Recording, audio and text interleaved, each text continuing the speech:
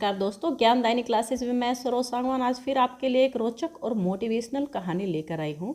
दोस्तों, यदि आपको ये कहानी अच्छी लगे तो प्लीज़ इसको लाइक कर दें और चैनल को सब्सक्राइब कर दें ताकि आपको आने वाली हर वीडियो का नोटिफिकेशन मिलता रहे और आप ऐसे ही रोचक कहानियाँ सुनते रहें।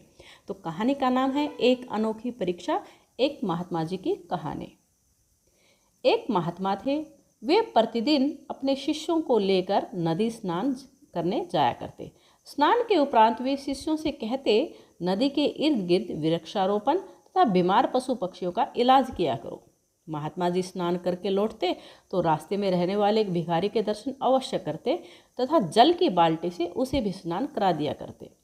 महात्मा जी जब भिखारी को स्नान करवाते तो शिष्य एक दूसरे से चर्चा किया करते, आखिर ये महात्मा जी उस भिखारी के दर्शन क्यों करते हैं, अपने हाथों से उसे स्नान क्यों करवाते हैं। उसके शरीर पर तो कई घाव भी हो रहे हैं, मुंह से दुर्गंध भी आती है। भला ऐसे मनुष्य के दर्शन करने से उन्हें क्या पुण्य मिलता होगा।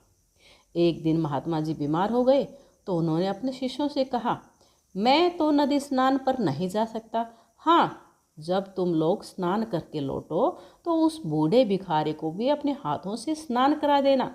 यह सुनकर सभी शिष्य एक दूसरे का मुंह देखने लगे।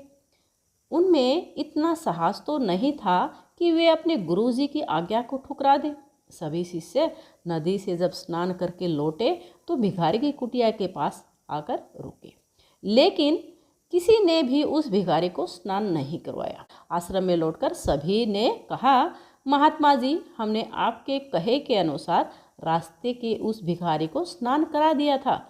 महात्मा ने एक नज़र से शिष्यों के मुखड़े को निहारा और मुखड़े की भाषा मन ही मन पढ़कर वे भांप गए कि यह सभी झूठ बोल रहे हैं।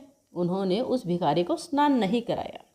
शिष्यों की परीक्षा लेते हुए वे बुखार में ही भिखारी की कुटिया पर गए तो उन्हें पता चला कि भिखारी सो रहा था। वे तुरंत नदी पर गए, वहाँ से स्वच्छ जल अपने पात्र में भर कर लाए। फिर उस भिखारी को उठाकर उसे स्नान कराया तथा उसके दर्शन किए।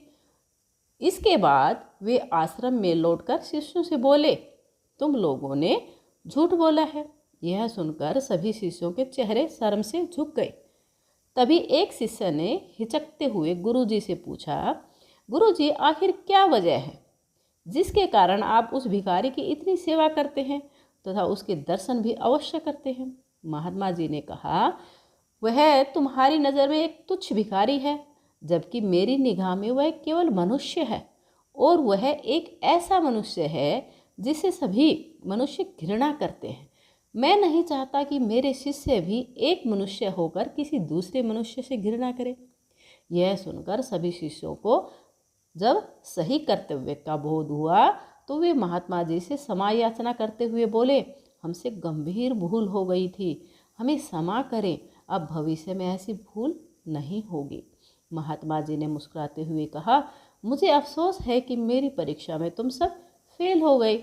वह असल में भिखारी नहीं था, बल्कि वह एक मनुष्य था जो तुम लोगों की परीक्षा के लिए भिखारी का रोल अदा कर रहा था। अब शिष्यों ने महात्मा की नसीहत के आधार पर भेदभाव भुला दिए तथा सच्चे मन से हर मानव की सेवा में जुट गए। तो ये थी हमारी कहानी, एक अनोखी परीक्षा, एक महात्मा जी की कहानी। आशा करती हूँ आपको काफ़ी अच्छी लगी होगी और आपको इससे कुछ सीखने को मिला होगा कि हमें एक इंसानियत का फ़र्ज़ हमें निभाना चाहिए, हर इंसान से हमें प्रेम करना चाहिए और हर इंसान की हमें मदद करनी चाहिए। वीडियो देखने के लिए धन्यवाद।